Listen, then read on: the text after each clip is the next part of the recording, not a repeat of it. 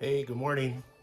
I'm videoing this for my friend Sarah, um, but I am going to put it on Facebook because it's going to be a long video, and I'm worried it'll be too long to send to Sarah another way. So let's get our starter. My starter's name is Audrey. I'm going to go grab her and see if she's ready. Hold tight.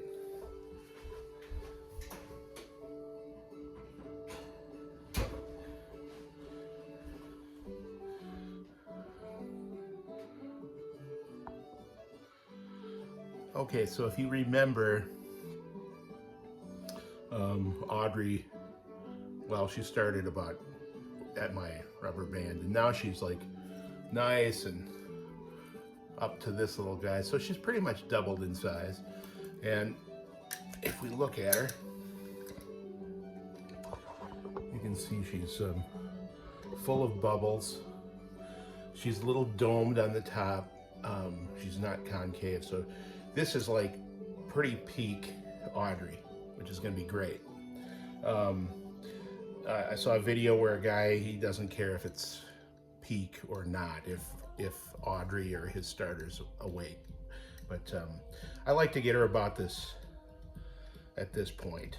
So, and I've had to feed her for a couple days because normally I feed her like I showed you, and the next morning I'm ready to bake. But if you look at the new kitchen faucet in the back, and imagine a shut-off valve that didn't shut off, and then imagine sheetrock down in the basement getting flooded, you know what I was doing yesterday. All right, so let's get started. What you're gonna need is some starter. You're gonna need some water. You're gonna need some flour. Let's get that. That's a little better. And you're gonna need a little bit of salt. Okay? So, tools you're gonna need a bowl for measuring with our scale. And then you're gonna need a big mixing bowl for when everything gets put together. For my dry ingredients, I use a little whisk. And once everything is together, I use these little plastic scrapers. So there's not a lot of things that I had to buy to do this. Remember, you can buy a good loaf of sourdough for about, I don't know, $12, $13. Or you can eventually spend hundreds of dollars on all kinds of great gadgets and then make your own, and then like lose sleep worrying about your starter. And I think the second way is the way to go. So, all right, I'm gonna tilt this down so you can see what I'm gonna be doing.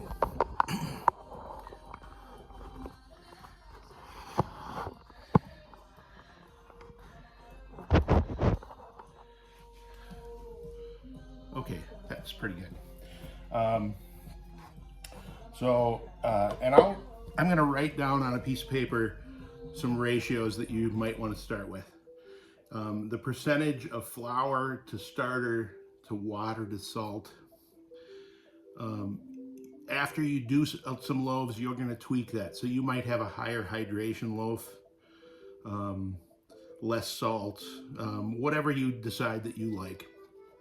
And that's kind of based on your starter. So, but I'm going to give you the basic place to start. And I'm not going to add any extra things that I might normally do, but if you ever want to take me out for coffee, I'll give you some little extras later. Okay, so here's our bowl.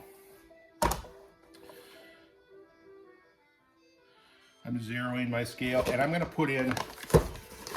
to do a 500 gram loaf of sourdough white. Just basic. We're not going to put any inclusions in. We're not going to, I might enrich it a little bit. We'll see what I'm feeling like today.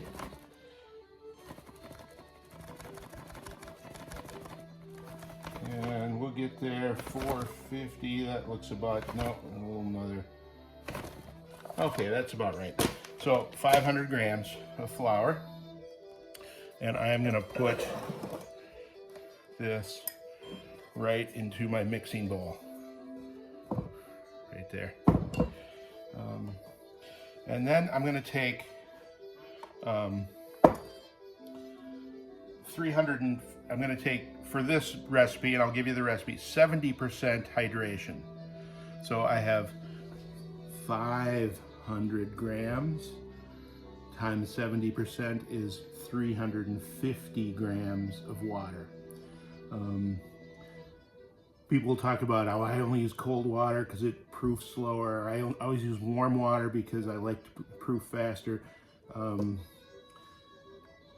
I have found it doesn't really matter. It's just your bulk proofing time might change. So 350 grams of water.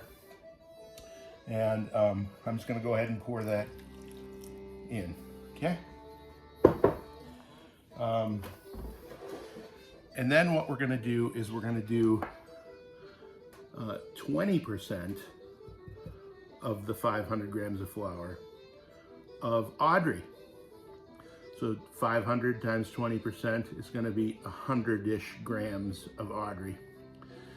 And again, that doesn't really matter a whole lot. It's gonna just, if you put less in, it'll take longer for your bulk fermenting. If you put more in, it'll go a little faster. I like the taste of Audrey, so I usually put a little bit more in because I think my loaves taste better. But you're gonna play with that. But start with about 100, okay?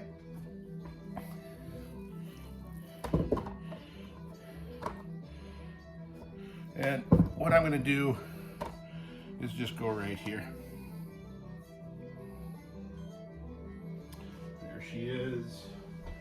And my handy dandy Audrey spatula. Nice.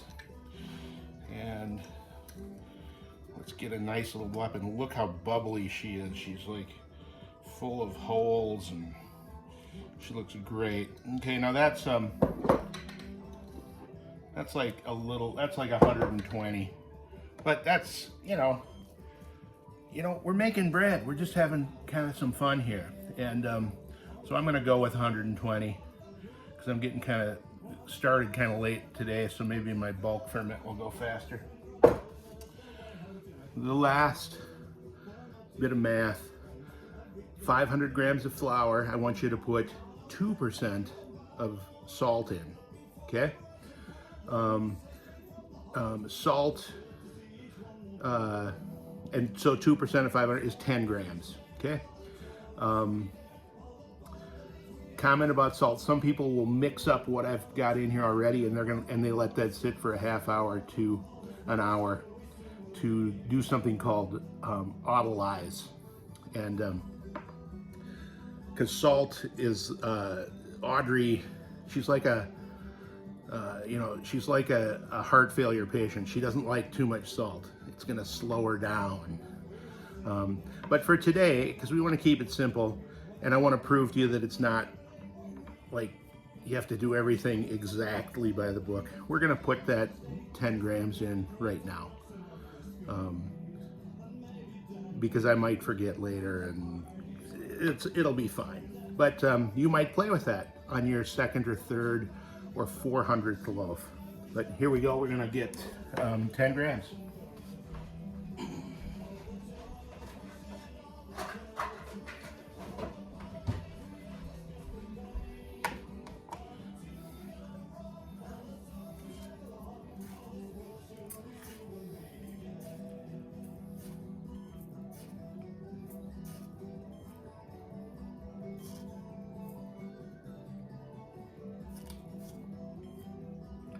That's good. That's close. It's 9 grams, but and I'm just going to throw this in kind of around the outside, and then we are going to start mixing. And some people get special tools like hand dough hook kind of things. They're pretty cool. I probably have something in back in the drawer from, I couldn't resist purchasing, but I find this little plastic gizmo to work great. And I just get underneath and work it around. Some people just use their hands, and that's fine. It's whatever you like. And we're getting close. After a while, you're going to get a feel for is my dough too wet or is it too dry? But if you're just starting, you don't know that. So kind of follow the numbers I'm giving you, and then you can start tweaking after that. Okay, so let's take a look. Looks rough and shaggy. That's okay. Let's put a shower cap on this baby and let her sleep for 30 minutes, okay?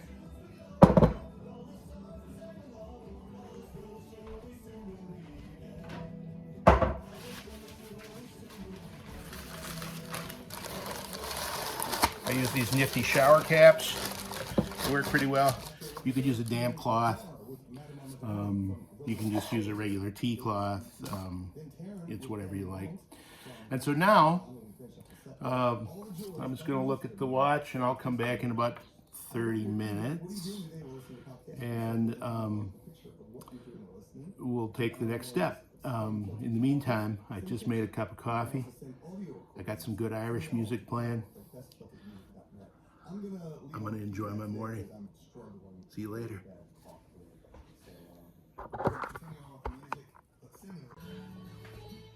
Hi again. So it's been about 30 minutes, and my coffee is almost gone. Luckily I have a refill. Still got some good Irish in the background. I'm going to show you. I wrote down, you'll see here's your basic recipe, which I hope you'll play with and try different things, especially with the water. But here's your flour, however many grams you want.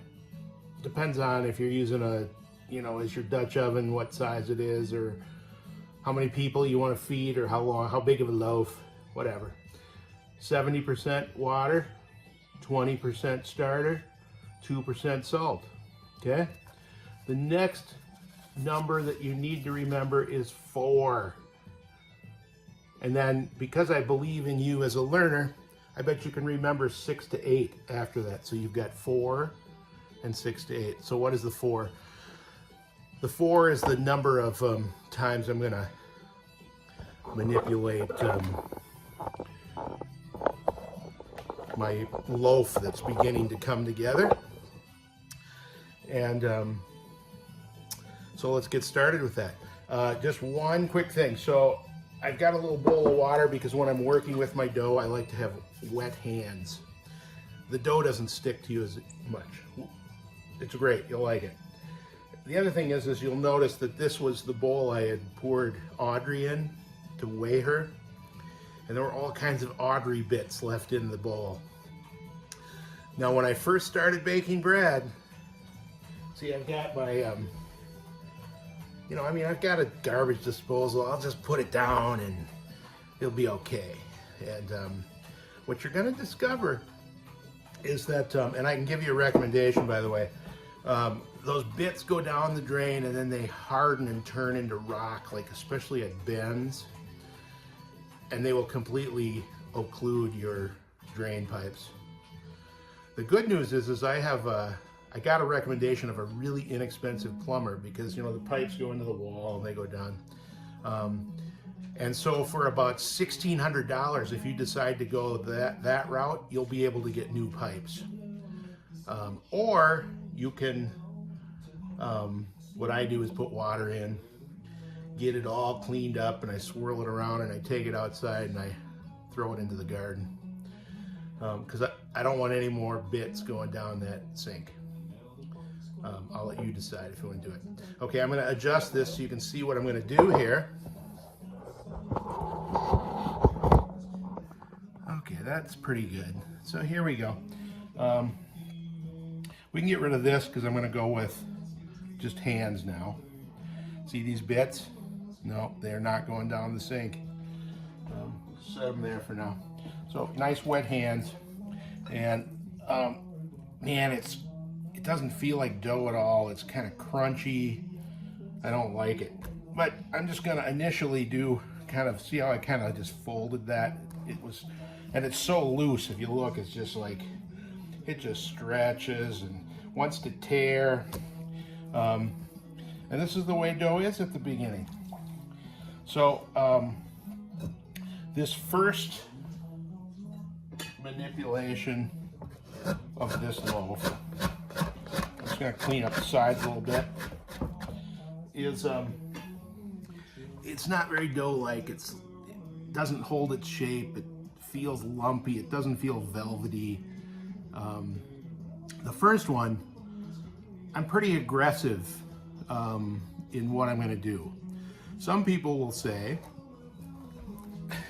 take it, let it stretch, flop it in so you hear a little slap, fold it over, rotate 90 degrees. Hands need to be a little wet again. I give it a little bit of time between each turn so that my loaf can relax, but I would pick up, let it stretch, slap it, fold it, turn 90 degrees. Some people would say, just do that 4 times, 4 turns.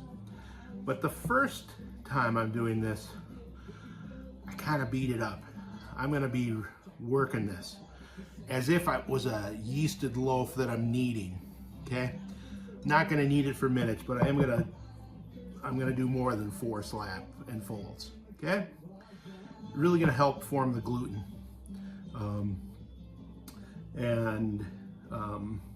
We'll know at the end of our 4 cycles. So I'm going to do this. I'm going to let it sit for, people say 30 minutes, and then you do it again, and you do that 4 times. I'm impatient, so I do 20 minutes, and that seems to be fine. 20 minutes in between each of these coil folds, or stretch and folds, or slap and folds. I trust you know how to use Google. You can look up all those methods and you can decide what you like to do. Really, if you're manipulating the dough, any of those will work. But you'll do it 4 times. The Bible says you wait 30 minutes in between. Tom's Bible says he can't stand waiting that long as 20 minutes because I want to take the dogs out for a walk later today. I don't want to be locked in here. And this is the most time-intensive part. So I did a little 2, and you'll look, already it's looking a little more dough-like, but let's just work her over a little bit, and then we will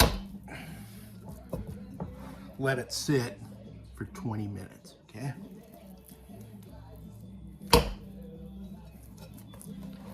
Oh, she's looking good. Sometimes I give a little stretch in the middle here. Slap, fold. Okay.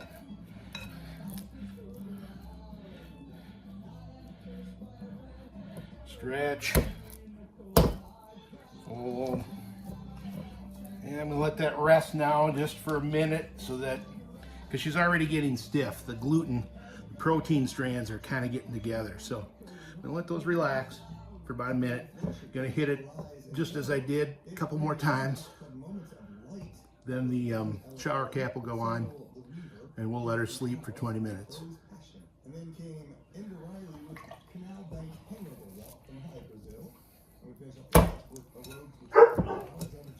Oh, Walter didn't like that sound. Hi, Walter.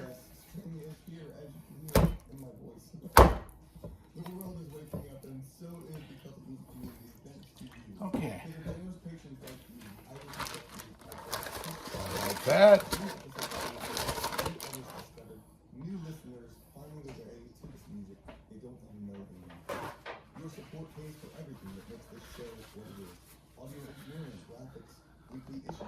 See you in 20 minutes.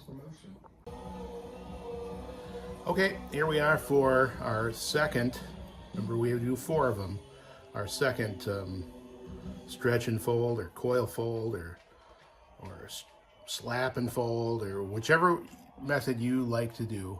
I'll probably do a stretch. This is going to be a stretch and fold, and then the next time I'll do a coil fold so you can see what that is. And you'll figure out what you like.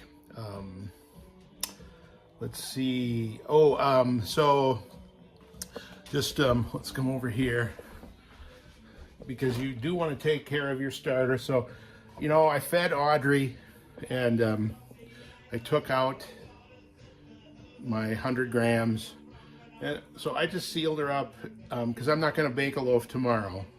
If I was, I would feed her again tonight so she's ready to go tomorrow morning. But I'm not going to do another loaf tomorrow. So I'm just going to put her in the fridge and let her go to sleep. And she can be asleep for, a couple weeks at a time. I like to, if your starter is new, that would be too long. So this is for a well-established starter, but maybe every week take her out, let her sit on the counter for 4, 5, 6 hours, feed her, let her sit on, let her come back alive, discard, feed her again, let her be a couple hours, and then back in the fridge. I think I've even gone as long as 3 weeks in the fridge, and she seems fine. On the next little round, I'll show you how I have a backup of Audrey, because Audrey is, she's a full code, so we're going to keep her alive. Last thing I would say is, so now our loaf that we're making, here she is.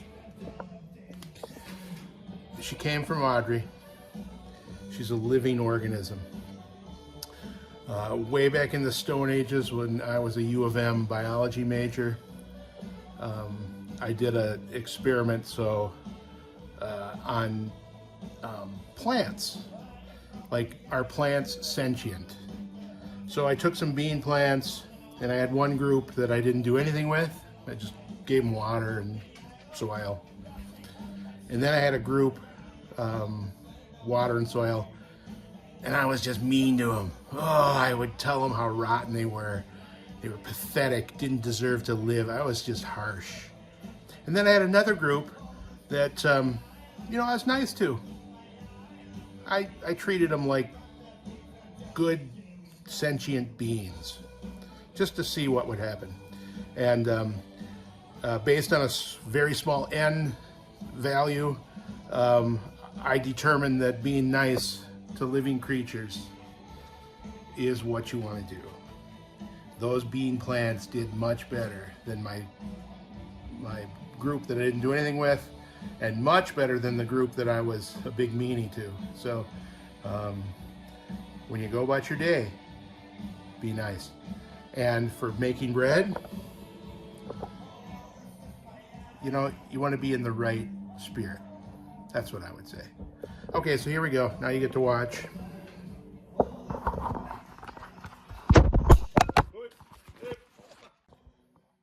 Okay, I think we're still going.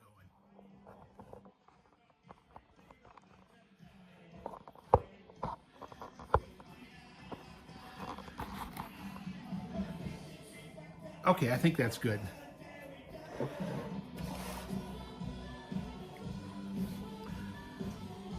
Right now I've got Pete and Diesel playing in the background. Listen to that accordion. Oh, it's glorious. Okay, so stretch and fold.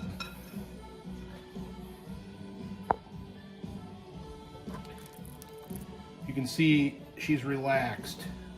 It's very stretchy. And I'm not slapping her down. I'm just stretching and folding. Rotate. Stretch, kind of get her to bounce a little bit. I don't want her to tear. And fold, rotate. Now we're gonna just let it sit for a minute just to relax.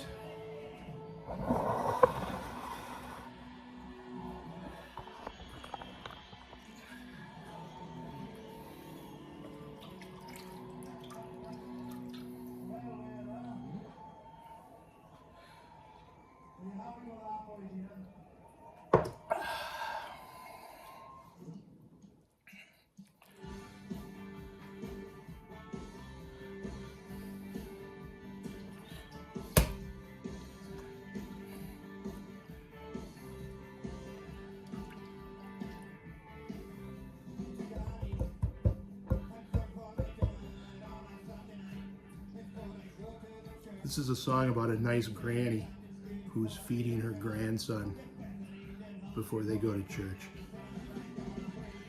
Okay,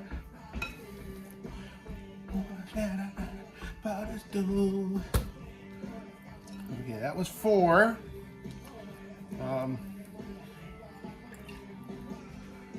But I'm odd, so I'm going to do 5.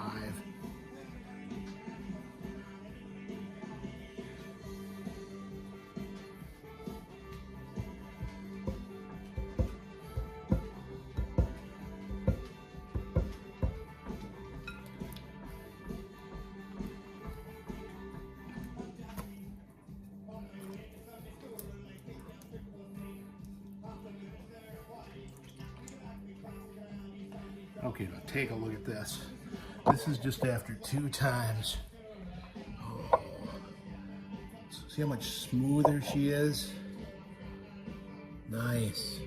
Okay, so I will see you in 20 minutes, and we'll do number 3. Okie doke.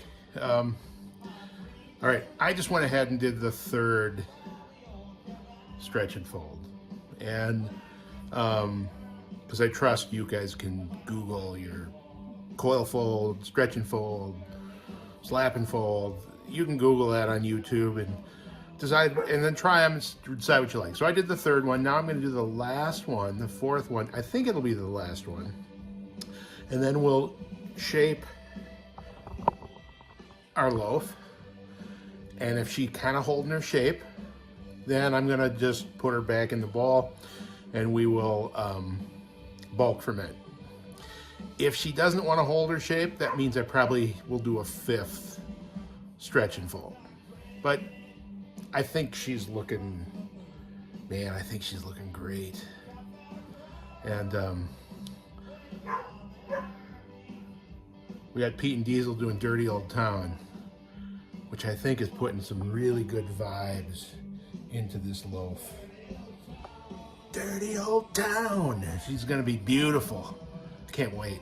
Okay, so here we go, the last fold. And I'm gonna do this one on the bench here so you can kind of see how I do the first shape, which isn't that important, and we'll do some more shaping later. But okay, so here we go.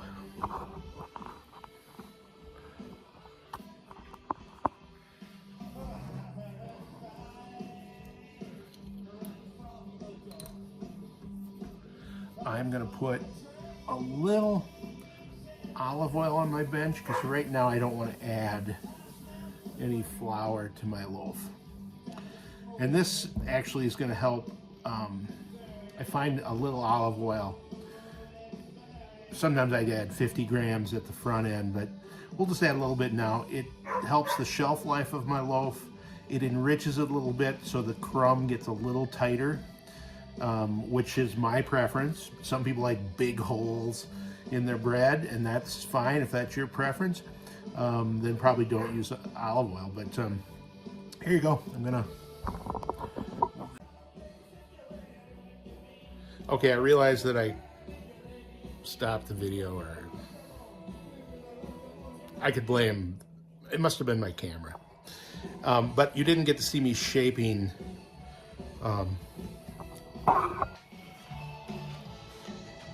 this beauty. So I'm just going to show you what I do for my first shaping. And it doesn't have to be perfect. I just kind of want to see if she's holding her shape, if she's not too runny.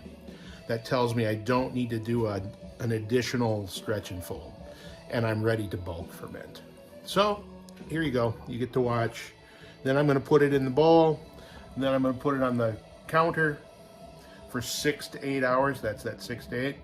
Or for me, I put it in the oven with the oven light on. But you want to be sure you don't accidentally turn the oven on to preheat for something, or else you'll have wasted these last couple hours of stretch and fold. So, but that's what I do. And if you are really into it and you're an engineer, I'll hook you up with my buddy Dan Rowenhorst out in the winter. He's out in the Phoenix area, like maybe Tempe or something like that, I think. But he'll teach you how to make a proofing box out of a cooler and a thermometer and a light that turns on and off based on the temperature. And but for me, I'm a simple soul, and so I'm going to use oven with oven light. Okay, so here's shaping, and then I'll see you then after 6 to 8 hours after the bulk ferment.